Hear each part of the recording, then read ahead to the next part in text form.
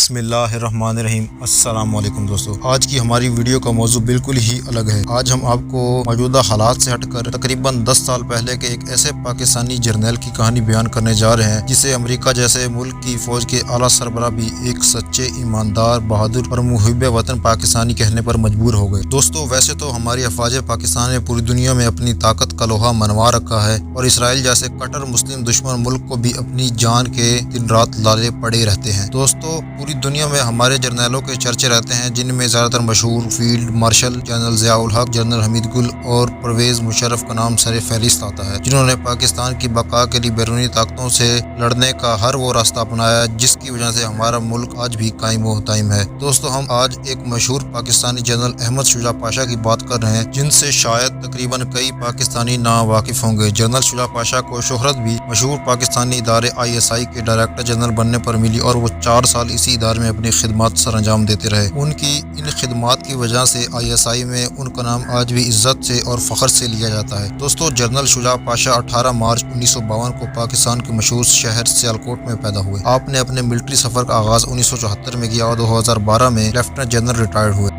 ناظرین، جنرل شجاع پاشا 2009 کو DG ISI تعینات ہوئے۔ یہ وہ دور تھا جب پاکستان پیپلز پارٹی اقتدار میں تھی اور پاکستان میں دہشت گردی کا ایک بازار گرم تھا۔ آئے روز دھماکوں سے پاکستانیوں کے خون سے ہولی کھیلی جا رہی تھی اور اس وقت تقریباً 50,000 پاکستانی دہشت گردی کا نشانہ بن چکے تھے اور پاکستانی قومی سیکورٹی اداروں کو سوالیہ نظروں سے دیکھ رہی تھی۔ دوستو، پاکستانی غداروں آصف علی زرداری اور یوسف رضا گیلانی جیسے لوگوں کو جنرل شجاع جیسا جنرل ساری زندگی اور مرتے دم تک یاد رہے گا۔ جب پاکستان کی سول قیادت امریکہ کی حکومت کے آگے سر اٹھانے سے ڈرتی تھی، جبکہ جنرل شجاع پاشا ان کی آنکھوں میں آنکھیں ڈال کر بات کرتے تھے، بلکہ ایک دفعہ تو امریکی جنرل لیون پینٹا کے ساتھ میٹنگ میں تلخ جملوں کا تبادلہ ہونے پر جنرل شجاع پاشا اپنا دورہ واشنگٹن مختصر کر کے وطن واپس آ گئے تھے۔ جنرل شجاع پاشا ہی وہ شخص تھا جو اکیلا امریکن خفیہ ایجنسی CIA کے سامنے ڈٹ کر کھڑا رہا۔ وہ جنرل جس نے بدنام زمانہ security company black water, FBI، CIA اور اسرائیلی موساد کا نہ صرف نیٹ ورک توڑا بلکہ امریکہ کو آگاہ کیے بغیر ان کے درجنوں ایجنٹس کو پاکستان کے حساس علاقوں کی جاسوسی کرنے پر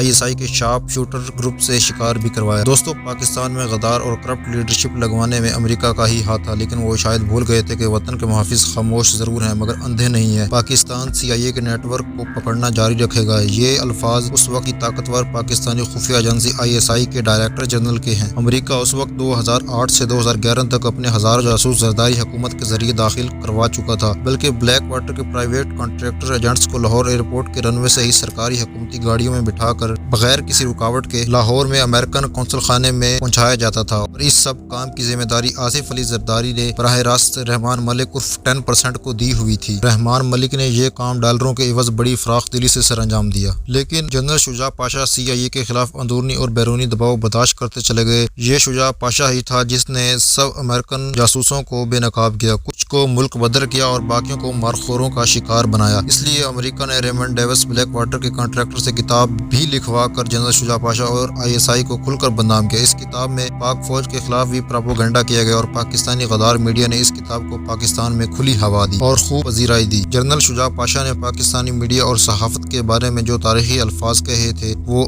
آج بھی ہو بہو سچ ثابت ہو رہے ہیں کہ پاکستان میں ہر دوسرا صحافی بکا ہوا ہے۔ CIA پاکستانی صحافیوں کو شراب، عورت اور ڈالر دیتی ہے اور پھر وہ ISI اور پاکستان کے خلاف سیاست کرتی ہے۔ پاکستان میں سیاستدانوں اور صحافیوں کو خریدنا سب سے آسان کام ہے اور CIA یہ کام بڑی آسانی سے کر لیتی ہے۔ 2011 میں CIA کے ڈائریکٹر مائیکل مور نے جنرل شجاع پاشا کو دھمکی دی کہ ہم پاکستان کی عسکری امداد کے $8 ارب بند کر دیں گے۔ جنرل شجاع پاشا نے جواب دیا کہ ہمیں نہیں چاہیے، ہم خود یہ جنگ جاری رکھیں گے اپنے ریسورسز پر اور CIA کے ایجنٹس کو نکال کر دکھائیں گے۔ دوستو، امریکن CIA کے ہیڈ کوارٹر لینگلی میں جنرل شجاع پاشا کی CIA کے اس وقت کے ڈائریکٹر کے ساتھ انتہائی اہم ملاقات میں کافی زیادہ تلخ کلامی ہوئی اور جنرل شجاع پاشا نے وہاں تاریخی الفاظ دہرائے اور CIA کے ڈائریکٹر کو مخاطب کر کے کہا، مائی باس از اللہ ناٹ امریکہ، جس سے CIA کے ڈائریکٹر نے انتہائی سخت الفاظ استعمال کیے، جس کے جواب میں جنرل پاشا نے کہا، پاکستان ایک آزاد اور خود مختار ریاست ہے اور اس کی حفاظت کرنے والی اللہ تعالیٰ کی ذات ہے۔ دوستو، اس ملاقات میں سخت الفاظ کا تبادلہ جاری رہا اور جنرل پاشا لفظ بہ لفظ جواب دیتے رہے اور کہا کہ ہم امریکی تسلط کسی صورت بھی قبول نہیں کریں گے اور ہم اپنی حفاظت کرنا جانتے ہیں۔ اگر بھارت نے اپنی اجارہ داری پاکستان پر قائم کرنے کی کوشش کی تو پاکستان اپنے دفاع کے لیے ہر وہ قدم اٹھائے گا جس سے بھارتی فوجی اہم ٹھکانوں کو نقصان پہنچتا ہو، اور ہمیں اپنے آنے والی نسلوں کو جواب دینا ہے۔ اسی ملاقات کے بعد CIA اور امریکہ ISI کے دشمن بن چکے تھے۔ BBC کی ڈاکومنٹری سیکرٹ پاکستان کے مطابق امریکہ کے خلاف افغان جہاد کو ISI کنٹرول کرتی۔ امریکہ کے لیے افغانستان میں مشکلات اتنی بڑھی کہ اس وقت کے صدر پاکستان آصف زرداری اور وزیر اعظم یوسف رضا گیلانی نے امریکن دباؤ میں آ کر پاکستانی خفیہ ایجنسی ISI کو وزیر داخلہ رحمان ملک کے ماتحت کرنے کی کوشش کی، جس میں ناکامی ہوئی، اور پھر CIA نے ISI کا ایک خاص سیکشن کو بند کروانے کی کوشش کی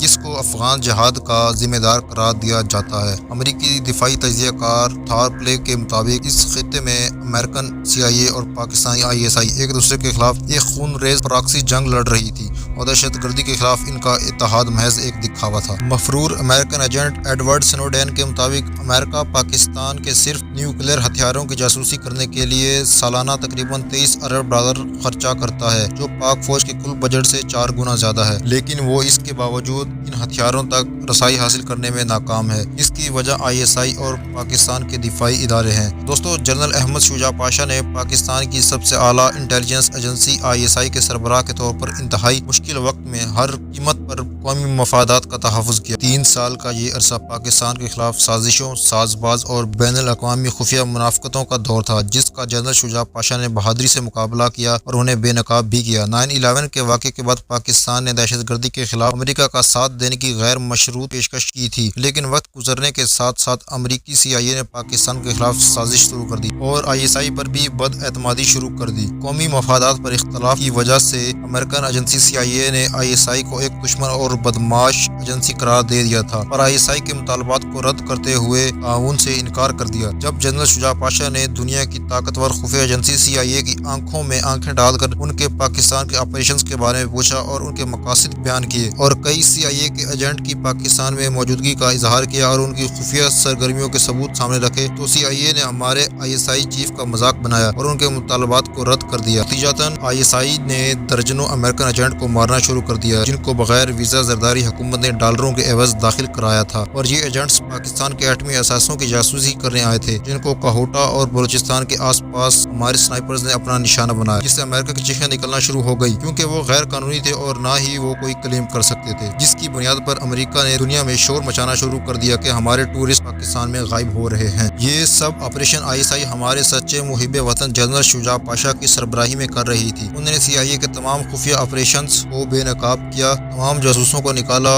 اور سب آپریشن CIA کے بند کروائے۔ جب بھی پاکستان میں گمنام ہیروز کا ذکر آیا تو انہی کارناموں کی وجہ سے جنرل شجاع پاشا کا نام سنہرے حروف میں ضرور لکھا جائے گا۔ جنرل شجاع پاشا حقیقی معنوں میں ایک فوجی ہیں۔ ان کی نظر ہمیشہ اپنے پیشہ ورانہ امور پر رہی۔ جس طرح ایک فوجی ہر حال میں اپنے ملک کو ترجیح دیتا ہے، اسی طرح جنرل پاشا بہت پرسکون رہ کر بلا خوف و خطر غیر معمولی حالات کے باوجود اپنے پیشہ ورانہ امور سر انجام دیتے رہے، اور آج پوری قوم اس بات سے آگاہ ہے کہ ISI ہمیشہ ہر حال میں اپنے قومی اور ملکی مفادات کو عزیز رکھتی ہے۔ اسی طرح ڈائن کور اور بلیک واٹر وغیرہ جیسی بدنام زمانہ امریکی خفیہ ایجنسیوں کی پاکستان میں سرگرمیوں کو بے نقاب کیا اور ان کی سرگرمیوں کو ختم کر کے بے دخل کیا۔ انہوں نے قانون کے دائرے میں رہ کر امریکن اہلکاروں کو پاکستان میں کام کرنے کی اجازت دی۔ جنرل پاشا نے اس بات کو یقینی بنایا کہ CIA اور اقوام متحدہ کے پاکستان میں آنے والے حکام امیگریشن کے تحت طے شدہ ضوابط کے تحت پاکستان میں آئیں۔ انہوں نے قانون کے دائرے میں رہ کر امریکن اہلکاروں کو پاکستان میں کام کرنے کی اجازت دی۔ جنرل پاشا نے مکمل مانیٹرنگ اور ایک باقاعدہ سیکورٹی میکانزم قائم کیا جو ان ایجنٹوں کی پاکستان میں داخل ہونے کی کوشش کو چیک کرتا ہے، اور تمام امریکن جنہیں بلیک لسٹ کیا گیا ان کے داخلے پر پابندی لگائی گئی۔ جنرل پاشا نے CIA کے چیف کے ساتھ پاکستان میں CIA کے ایجنٹوں کی تعداد پر کبھی اتفاق نہیں کیا۔ انہوں نے CIA کے سربراہ سے کہا کہ انہیں 438 ایجنٹوں کی مکمل معلومات دی جائیں، ان کے نام، پتے اور کن امور پر وہ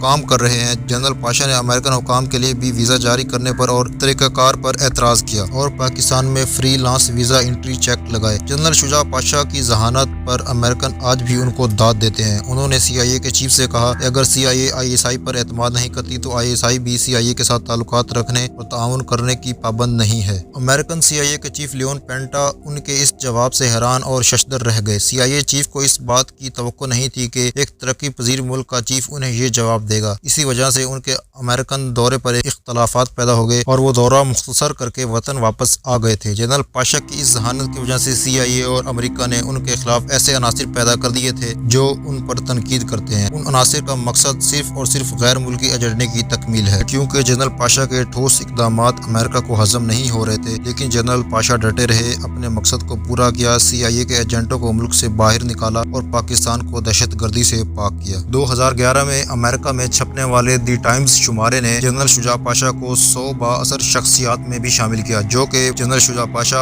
अफवाज पाकिस्तान और ISI के लिए एक काबिल फख्र बात है। CIA की सरगर्मियों को पाकिस्तान में रोकना कोई मामूली बात नहीं थी, इसलिए हम सब जनरल शुजा पाशा को खराज तहसीन पेश करते रहेंगे और वो हमारे गुमनाम हीरोज में से एक हैं। ISI जिंदाबाद, पाकिस्तान पाइंदाबाद। दोस्तों, वीडियो अच्छी लगे तो हमारा चैनल ज़रूर सब्सक्राइब करें और बेल आइकन पर ज़रूर क्लिक करें।